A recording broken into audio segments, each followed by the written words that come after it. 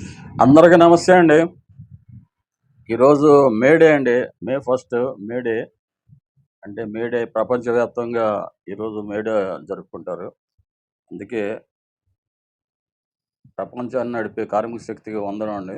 ప్రపంచవ్యాప్తంగా మేడే ఎందుకు జరుపుకుంటారంటే ఆహ్, కార్మికుల పనిని అభినందించడం, వారిని గౌరవించడం అన్నమాట. యాక్చువల్‌గా ఆహ్, 19వ శతాబ్దంలో కాబోలండి. ఆ రోజుల్లో పని దినాలు 12 గంటలుండేవి. అట్లాగే సరైన సదుపాయాలు ఉండేవి కాదు. భద్రతా సదుపాయాలు గాని, భద్రతా ప్రమాణాలు గాని ఏవి ఉండేవి కాదన్నమాట. ఆహ్, చాలా ఐకమత్యం ఉండేది కాదు. అసంఘటిత అంటే ఇలాగా కార్మిక యూనియన్‌లు గాని ఇలాంటివి ఉండేవి కాదు. సో, యాజమాన్యాలు అణగదొక్కుతుండేవాళ్ళు వాళ్ళని. విసిగిపోయి ఐ థింక్ 1886లో అమెరికా చికాగోలో ఆహ్, కార్మికులంతా సరైన పని దినాల కోసం, భద్రతా చర్యల కోసం సమ్మె చేశారు. ఆ సమ్మెలో వాళ్ళని అణగదొక్కటానికి బాంబ్ బ్లాస్టింగ్ జరిగిందండి. అప్పుడు అనేక మంది ప్రాణాలు కోల్పోయారు.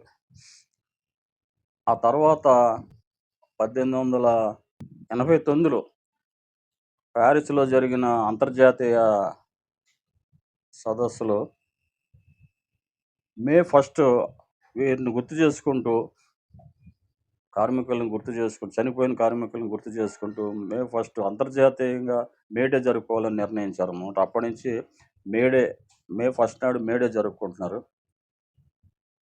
తర్వాత కూడా పని దినాలు 8 అవర్స్ అవ్వడం అని, సరైన సదుపాయాలు ఇవన్నీ కూడా వచ్చాయండి. వారు ఆ తర్వాత పరిస్థితులు బాగుపడ్డాయి.